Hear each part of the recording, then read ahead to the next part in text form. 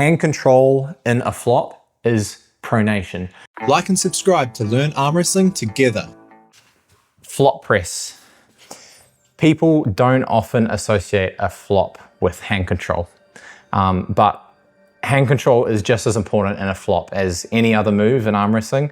If you get completely turned palm up, you're not going to have a good time flopping. Jerry, I think, is the only guy I've seen pull out of a palm up flop press. I think he was rotated over down here against Gennady, and he was somehow able to pull back out of that. I don't know. He's a specimen though to be able to do that. For your average person, if your cup starts going, you need to be fighting with something else, right? Like as soon as you lose something, you need to fight somewhere else. So a lot of the time, if your cup goes, you need to fight with pronation. So this is, for example, what happens with Todd Hutchings, right? Like he often doesn't have full cup. The opponent might have strong pronation, like with Irakli, but he has pronation as he's able to back pressure pronation down the pad.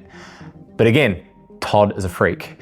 A lot of people aren't able to do a Todd roll where you're kind of back pressuring and rotating through that bottom strap.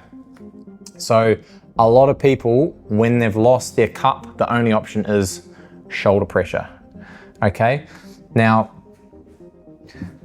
so if I've lost my cup, I don't want to fully let my cup go, right? So if I go down like this, I'm getting in an even, I mean, for one, if we're out of strap, we're gonna, first of all, let's strap this up because it's gonna end up there in a strap. When you're flopping, unless you get fouled out, apparently. Yeah, just figuring out the intricacies of WAF slipping when flopping. Apparently, they're all fouls, pretty much. Tom's gonna talk to me about that. But okay, so you're in strap. When you're flopping, you don't want to fully let your cup go. This is a bad time. What you want to do, for one, in order to maintain, again, a bit of hand control, you need to clamp. So yes, my cup is compromised, but if I maintain finger pressure, it stops him being able to pronate more and regrip higher by so if he's trying to rise, but I'm really clamping hard, it prevents his ability to rise, and then get his own cup in. Because hand control in a flop is pronation. You need to do everything possible to keep your pronation intact, else, like here, shoulder pressure beats brachialis pressure. Like you can only hold on your brachialis so strong. Maybe you can hold up like 30, 35 kilos on your brachii, maybe even 40 kilos. But in terms of your shoulder down pressure, 40, maybe 50 kilos, maybe more, maybe 60 kilos if you're a really good heavyweight. So generally speaking, your shoulder down pressure is more than brachii pressure. And that's why if someone's on only pronation, a shoulder-based move is a good move against that. The second they get their cup in, so here I can pin, if he gets his cup in and now I'm rotated this way, now my hand control is completely gone. Not only have I lost my cup, but I've lost my pronation too, and it's next to impossible to press someone when you've lost your pronation. That's why I almost think of a flop as, it's almost an outside move, right? Like if you need your pronation intact, that's sounding very much like a top roll. Obviously it's a fully shoulder committed top roll. But yeah, there's some argument that maybe, if you've got your triangle, you talk about the triangle of arm wrestling techniques, where you've got your kind of outside moves on one side and you've got your hooking moves on the other side.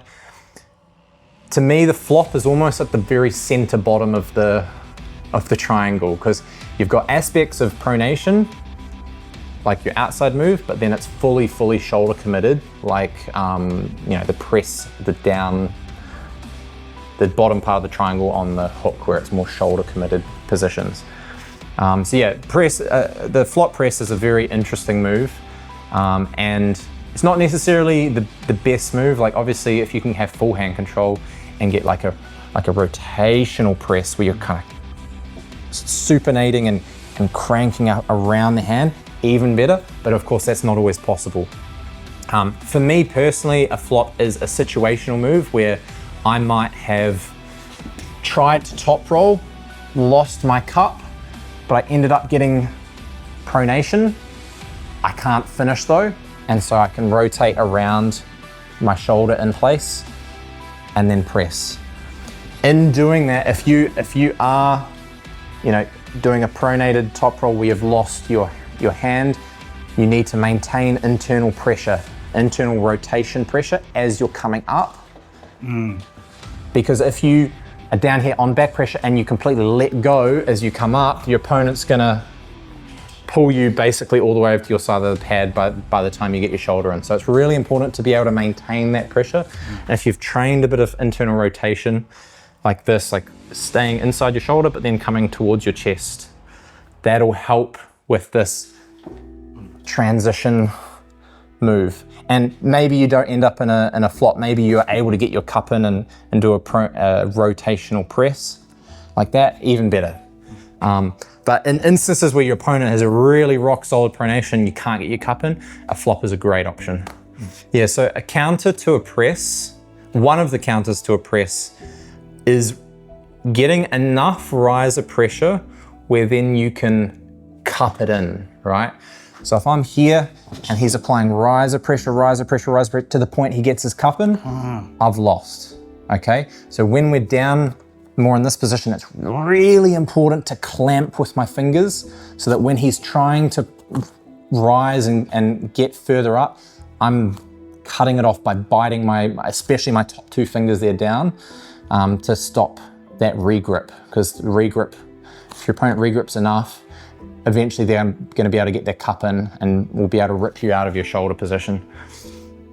The other counter to a press, a lot of the time is a hook. So if by the same logic as before, right? If they get in their cup, and especially if they get you rotated out, then you're not going to be in a good time. So oftentimes getting a lower grip, a bit like what Levan and Hermes did with Jerry Cataret, lower grip because you want to get as much coverage as you can. Your thumb is fairly big up the top, right?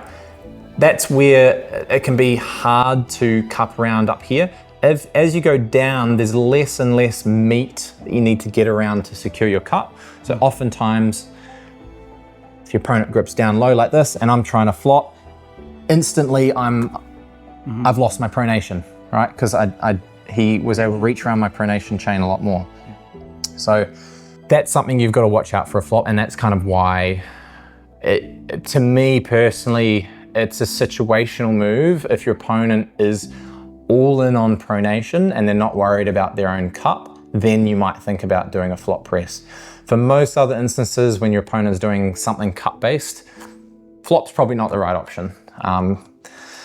You need to be more conventional. But I mean, some people make it work. Like obviously there are very elite arm wrestlers that make it work no matter what. But for the average person, it's always better to have full hand control, right? Like we're saying, a flop still has some aspects of hand control, like pronation, and you cut off your opponent's rise. If you can cut off your opponent's rise, and you're in a good spot.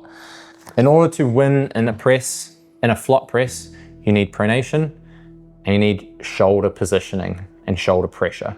If you've got those two or three things, I guess shoulder can just be counted as one, so pronation and shoulder, then you have a really good chance to pin the opponent. So do whatever you can to keep that pronation intact. That's the number one thing to make your press work for you. All right, that's pretty much it. Yeah. Never stop learning arm wrestling.